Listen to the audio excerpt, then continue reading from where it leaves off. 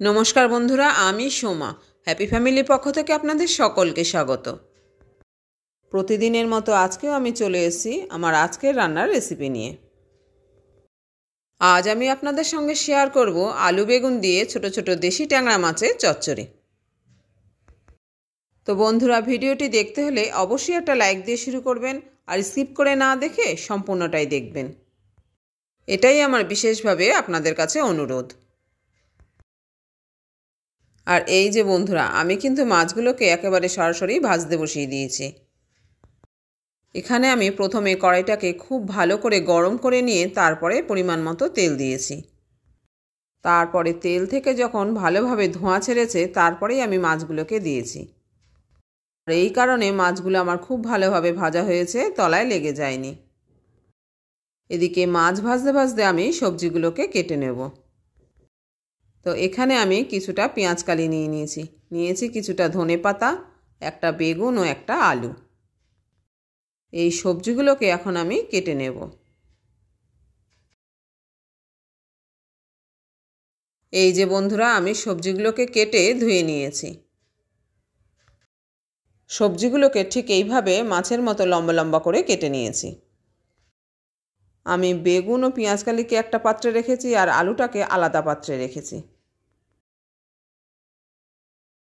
এদিকে মাছগুলো আমার ভাজা হয়ে গেছে, এগুলোকে এখন আমি অন্য একটা পাত্রে তুলে নিলাম।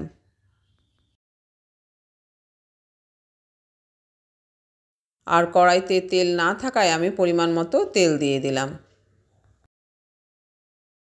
তেলটাকে একটু গরম করে নিয়ে আমি এখানে দিয়ে দিলাম কিছুটা কালো জিরে ও চিড়ে রাখা একটা শুকনো লঙ্কা।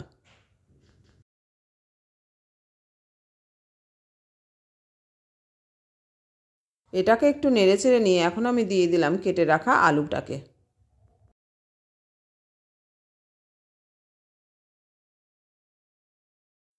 এবার আলুগুলো দিয়ে এখন আমি দিয়ে দিলাম সামান্য পরিমাণে লবণ। এখানে আমি খুবই সামান্য লবণ দিলাম। এবার একটু নেড়েচেড়ে নিয়ে এখন আমি তাড়াতাড়ি ভাজার জন্য কড়াইটাকে একটু ঢাকা চাপা দিয়ে দেব।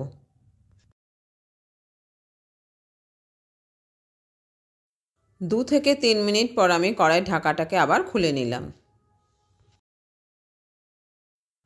আবারও আলুগুলোকে ভালো করে নেড়েচেড়ে দিলাম।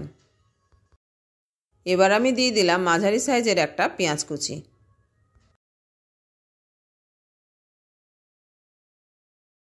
আবারও এগুলোকে বেশ ভালো করে নেড়েচেড়ে নিলাম।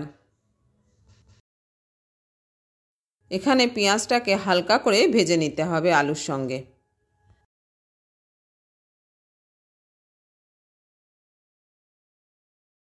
এখন পেঁয়াজটা আমার হালকা করে ভাজা হয়ে গেছে। এবার আমি কেটে রাখা বেগুন ও পেঁয়াজ কালিটাকে দিয়ে দিলাম।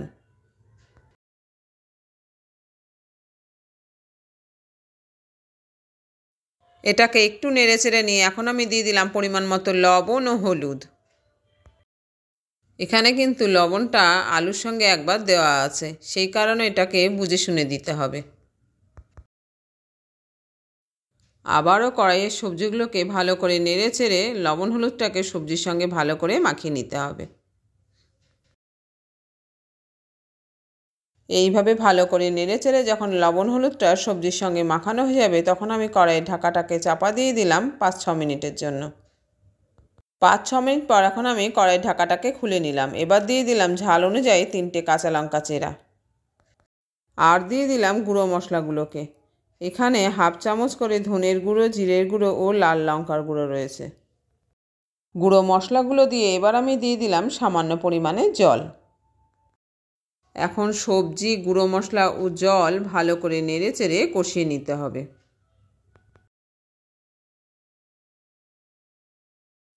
এইভাবে নাড়তে নাড়তে যখন সবজির জল পুরোটাই শুকিয়ে যাবে বা সবজিটা ভালো করে কষানো হয়ে যাবে তখন আমি দিয়ে দিলাম পরিমাণ মতো জল।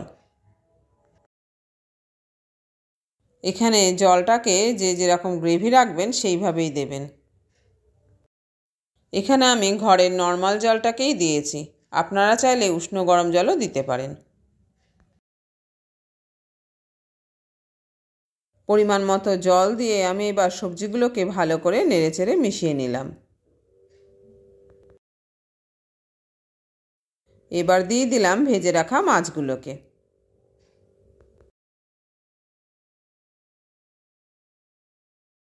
মাছগুলো দিয়ে আবার একটু বেশ ভালো করে নেড়েচেড়ে নিলাম। খেয়াল রাখতে হবে মাছগুলো যেন ঝোলের মধ্যে একটু ডোবা অবস্থাতেই থাকে। এখন আমি কড়াই ঢাকাটাকে চাপা দিয়ে দিলাম 10 মিনিটের জন্য। ঠিক 10 মিনিট পর কড়াইয়ের ঢাকাটাকে খুলে নিলাম।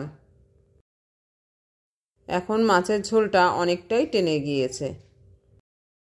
এখন খুন্তির সাহায্যে খুব সাবধানে এটাকে আমি উল্টে পাল্টে দিলাম। এই কাজটাকে কিন্তু খুব সাবধানে করতে হবে, তাড়াহুড়ো করলে মাছগুলো থেকে মাথাগুলো সব কটারই ভেঙে যাবে। এখন আমি 1 চামচ মতো কাঁচা সর্ষের তেল চারিপাশ দিয়ে ঘুরিয়ে দিয়ে দিলাম। এই কাঁচা তেলটা দেওয়ার জন্য কিন্তু বন্ধুরা তরকারির টেস্টটা অসাধারণ লাগবে। এবার দিয়ে দিলাম ধনেপাতা কুচি। যতদিন শীত থাকবে ততদিন আমি এই ধনেপাতাটা সব রান্নার মধ্যে দেওয়ার চেষ্টা করি। এটা আমার খুব ভালো লাগে। ধনেপাতা সারা বছর পাওয়া গেলেও এখনকার মতো স্বাদ বা গন্ধ তখন থাকে না। ধনেপাতা কুচি দিয়ে আবার একটু সাবধানে তরকারিটাকে নেড়েচেড়ে দিলাম।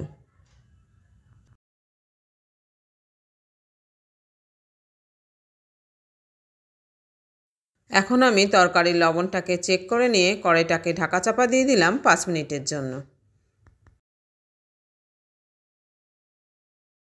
ঠিক 5 মিনিট পর আমি গ্যাস ওভেনটাকে অফ করে দিলাম আর কড়াইয়ের ঢাকনাটা খুলে নিলাম। তো বন্ধুরা, আজকের রেসিপি আলু বেগুন দিয়ে ছোট দেশি ট্যাংরা মাছের চচ্চড়ি আমাদের রেডি। বন্ধুরা, রেসিপিটি যদি পছন্দ হয়ে থাকে লাইক, শেয়ার ও কমেন্ট করতে ভুলবেন না। আর নতুন বন্ধু হলে চ্যানেলটিকে সাবস্ক্রাইব করে অবশ্যই আমাদের পাশে থাকবেন। আজ এই পর্যন্ত বন্ধুরা, দেখা হচ্ছে পরের ভিডিওতে অন্য কোনো রেসিপি নিয়ে। আপনারা সবাই ভালো থাকবেন, সুস্থ থাকবেন। আর এই রকমের ছোট ট্যাংরা মাছ বাড়িতে আসলে এইভাবে অবশ্যই একদিন বাড়িতে বানিয়ে খাবেন। আমার সঙ্গে এতক্ষণ থাকার জন্য আপনাদের অসংখ্য ধন্যবাদ।